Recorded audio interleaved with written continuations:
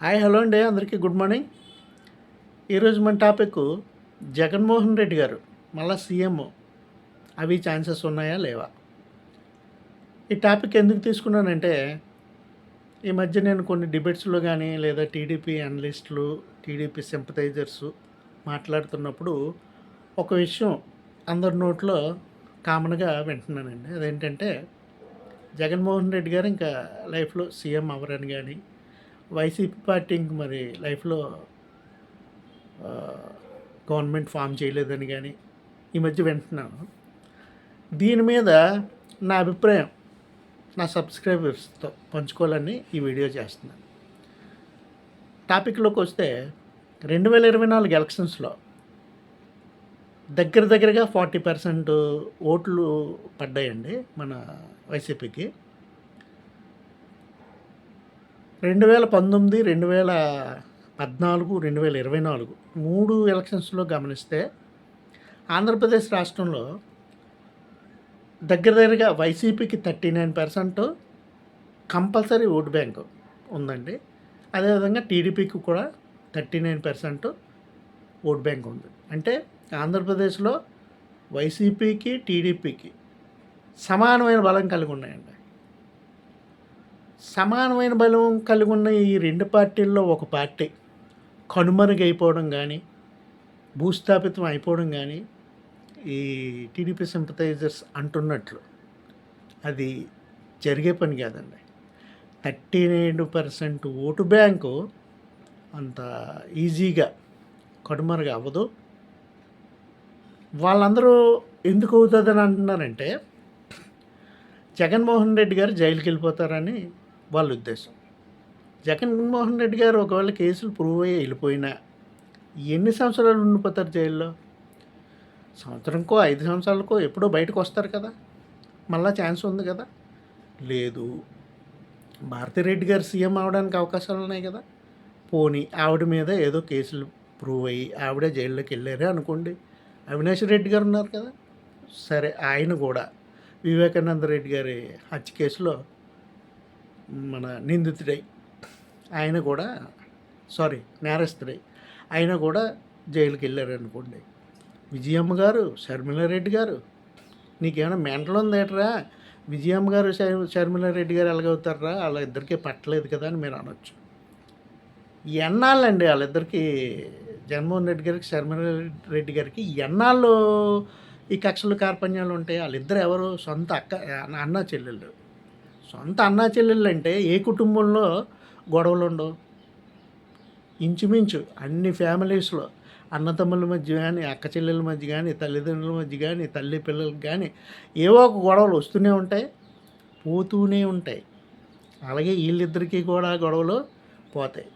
Nick of the moment వచ్చి జగన్మోహన్ రెడ్డి గారు జైల్లోనే ఉండి ఇందాక చెప్పిన వాళ్ళలో ఎవరికీ అవకాశం లేకపోతే ఆటోమేటిక్గా షర్మిలారెడ్డి గారు కానీ విజయమ్మ గారు కానీ కంపల్సరీగా అవుతారు.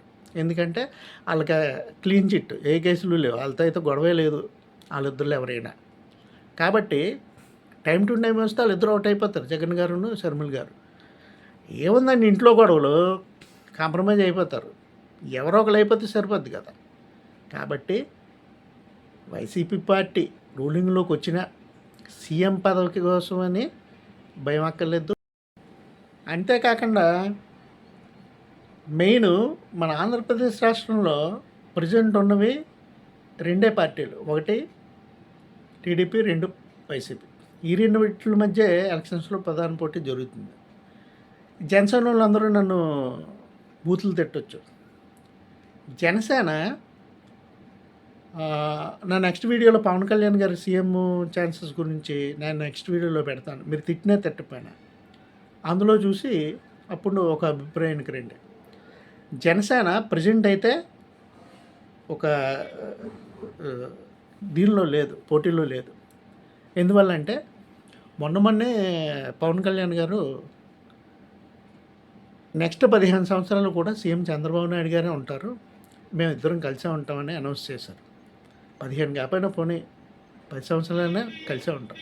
అంటే ఈ 10-15 సంవత్సరాలు కూడా ఆయన ప్రధాన పోటీలోకి రారు ఎలక్షన్స్లో, టీడీపీతో కలిసే ఉంటారు. అప్పుడు ఏమైందంటే టీడీపీకి వైసీపీకే ప్రధాన పోటీ జరుగుతుంది. ప్రజెంటు 11 సీట్లతోనే ఉన్న వైసీపీ అంత త్వరగా పుంజుకుంటుందా అని మీరు అనుకోవచ్చు. ఒకప్పుడు బీజేపీ 2 ఎంపీ సీట్లతో ఉన్న కేంద్రంలో 2 ఎంపీ సీట్లతో ఉన్నప్పుడు కాంగ్రెస్ రూలింగ్లో ఉండేది. ఆ తర్వాత జరిగిన ఎలక్షన్లోనే కూటమి కట్టి గవర్నమెంట్లో ఫామ్ చేసింది బీజేపీ. ఆ తర్వాత 3 టైమ్స్ కంటిన్యూస్గా బీజేపీ గవర్నమెంట్ రూల్ చేస్తుంది. అంటే కేవలం 2 ఎంపీ సీట్లతో ఉన్న పార్టీ ఈవేళ కంటిన్యూస్గా 3 సార్లు రూలింగ్ చేపట్టింది. అది ప్రజాస్వామ్యంకి ఉన్న బ్యూటీ. అయితే మన ఆంధ్రప్రదేశ్ రాష్ట్రంలో వస్తే ఎవ్రీ 5 to 10 ఇయర్స్కి గవర్నమెంట్ని మార్చేస్తుంటారు తెలుగు ప్రజలు. కంటిన్యూస్గా ఎవరికి ఇవ్వరు. ఓ 5 ఇయర్స్ చూస్తారు.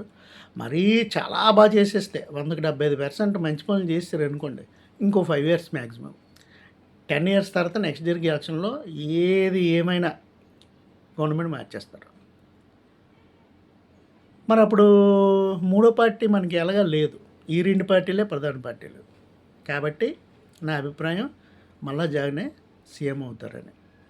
అయితే పూర్తిగా ఛాన్సెస్ లేవా అంటే 1-2 ఉన్నాయి. అదేంటంటే ఎవరన్నా పెద్ద లీడరు మూడో పార్టీ స్థాపించి దాన్ని ప్రధాన పార్టీల్లో బలమైన పార్టీగా రూపాంతరం చెందించగలిగిన, లేదు కాంగ్రెస్ పార్టీ మళ్ళా జీవం పోసుకున్న ఆంధ్రప్రదేశ్లో అది జరిగే పని కాదు. ఎందుకంటే కాంగ్రెస్ పార్టీ మళ్ళీ ఆంధ్రప్రదేశ్లో జీవం పోసుకోవాలంటే first central government 5 to 10 years ruling చేయాలి. ఎవరు ప్రధానమంత్రి అయినా కాంగ్రెస్లో ఎవరు ప్రధానమంత్రి అయినా పర్లేదు, కానీ 5 to 10 ఇయర్స్ రూలింగ్ చేస్తేనే ఇక్కడ జీవం పోసుకుంటుంది. అదైనా 5-10 ఇయర్స్కో మొత్తం మీద మళ్ళా కాంగ్రెస్ ప్రధాన పోటీలోకి వస్తుంది. ఇదంతా ఇప్పుడు జగన్ గారు జైల్లో కంటిన్యూస్గా ఉంటే ఈ ప్రాబిలిటీస్ అన్నీ నేను మాట్లాడుతున్నాను. అసలు ఆయనకి శిక్ష పడకపోయినా గొడవే లేదు. ఆయనే సీఎం 2029, మిస్ అయితే 2034. ఒకవేళ కంటిన్యూగా చాన్నాళ్ళు జైల్లో కనుక ఉండిపోతే అప్పుడు ఈ ప్రాబిలిటీస్ ఈ 2 అయితే కొంచెం వైసీపీకి కష్టం. లేని పక్షంలో వైసీపీ మళ్ళా 2034 100% గెలిచి తీరుతుందని నా అభిప్రాయం. ఇదే వాళ్ళ వీడియో నచ్చితే సబ్స్క్రైబ్ చేసి 10 మందికి షేర్ చేయండి. కంపల్సరీగా లైక్ కానీ డిస్లైక్ కానీ చేయండి.